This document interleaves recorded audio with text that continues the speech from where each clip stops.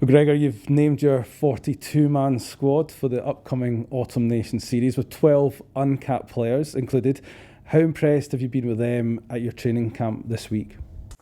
Yeah, well, getting connections with them in that two-day camp was very beneficial, but it's more what they've been doing before that camp, how well they've been playing for the clubs. Some of them came in the summer, and we got really good feedback from the coaches that worked with them in the summer.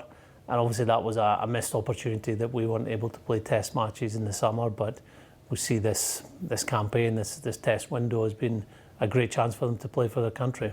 Yeah, as you say, no games in the summer, but a good opportunity for that group to come together and train, and they must have got a lot out of it.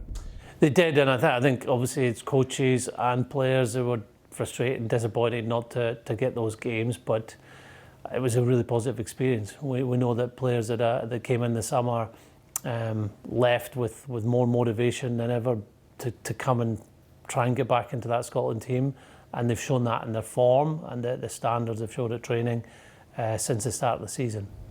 The uncapped backs, Rufus McLean, Jamie Dobie, Ross Thompson and Siona Tuipulotu have all been featuring regularly for Glasgow Warriors. What will they bring to this group? Well, there's an excitement about how they play. They want to take the opposition on with ball in hand. I think Ross obviously plays in a position where he has to bring others into play, and he's built on the excellent form he showed last season. I think there's an energy about them all as well, and there's cohesion. They're playing alongside each other, so those relationships and understandings you get in the training field really help in international camps, that you don't have to do as much coaching when players know what their teammates are going to be doing. And in the pack, you've got Ewan Ashman, Josh Bayliss, Rory Darge, Dylan Richardson, Luke Crosby, Jamie Hodgson, Marshall Sykes and Pierre Schumann, all hoping to get their first taste of action. That can only help increase the depth of the squad.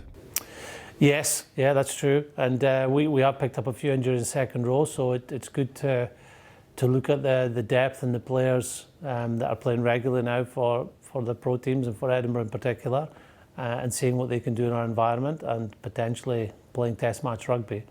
But we know in certain positions we have more players competing to play for Scotland, and that's great. It makes our job much more difficult putting that squad together, and while this is a big squad, we feel everyone in that group can thrive in the test arena. You've also named your full complement of British and Irish Lions who toured to South Africa, all 8 of them. How good is it to be able to call upon them this autumn? Yeah, brilliant, and we will cross our fingers that they get through the next weekend and the weekend after that injury free. Some of them haven't played that much rugby, so it's important that the rugby experiences they get up to speed as quickly as possible. But they will bring a confidence. Well, we were so proud of them this summer, seeing them in close quarters, how well they trained, how well they played, how positive they were about integrating with others in the team, how they handled adversity and disappointment. They were a real credit to Scotland, and I know they'll feel, and they are better players for that experience. And of course, it's not just the players who are away with the Lions, yourself, Steve Tandy, Gav Vaughan as well. You're looking forward to bringing that experience back to your role with Scotland? Yeah, look, every experience should make you better, even though at the end it was a frustrating one that we didn't get that win. But we were certainly looking forward to coming back. I know in South Africa, when things went on a bit longer and you were in a hotel for a while, already thoughts were about the Autumn Nation series and working with the Scotland coaches and Scotland players, and we got that excitement last week when we were in camp, and we really enjoyed it, and we're looking forward to the next 4 weeks. First up is Tonga a week on Saturday. What are you expecting from them? Well, they are a bit of an unknown quantity in that they won't have had much time together, and that can make them really dangerous. They have some of the most physical and gifted players on the planet, so we know they'll hit hard. They've prided themselves around their scrum over the last few years, and some of the best props in the world come from Tonga. So it'll be a physical challenge. It'll be one for our defence to make sure that we set the high standard straight away that we did throughout the Six Nations. But in that first game, we will be focusing a lot more on ourselves, no matter who we're playing.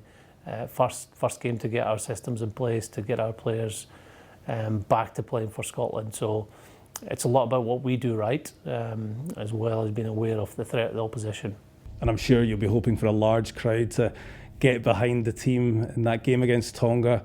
The first time Scotland will have played in front of a crowd since March last year.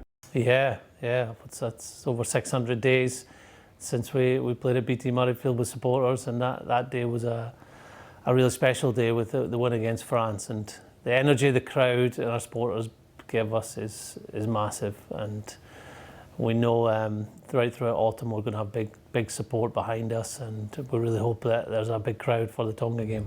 Australia was announced today as a sellout. South Africa's already been announced as a sellout.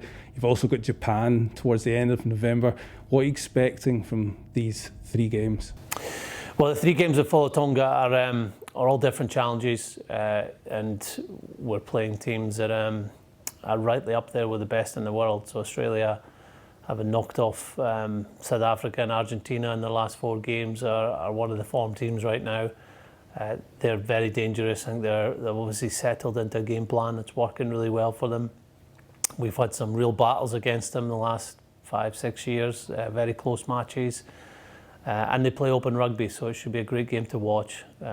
Brilliant to hear the news that game has been sold out, like the Springbok game. And South Africa, obviously world champions, a team that is familiar to a lot of us, the players that were on the Lions tour and coaches, so we know how tough a challenge that will be. And Japan, another exciting team, and I know that game's on the way to be a sellout, so it'll just be brilliant to get full houses behind our team against such quality opponents. Yeah, just finally, how important will the fans be this autumn? I don't think you can underestimate what a difference supporters make to a stadium. I've been at games at the Dam Health Arena and Scotstoun Stadium, and the noise and the atmosphere is night and day from when we're watching games the last 18 months without supporters. The players talk about it as well. It brings them energy. They love it. And if you can imagine now, when you go to 67,500, what a noise and atmosphere that will be. It'll help us, but we know our performances are what make our people proud and inspire the nation. So it's important we play our best during this period.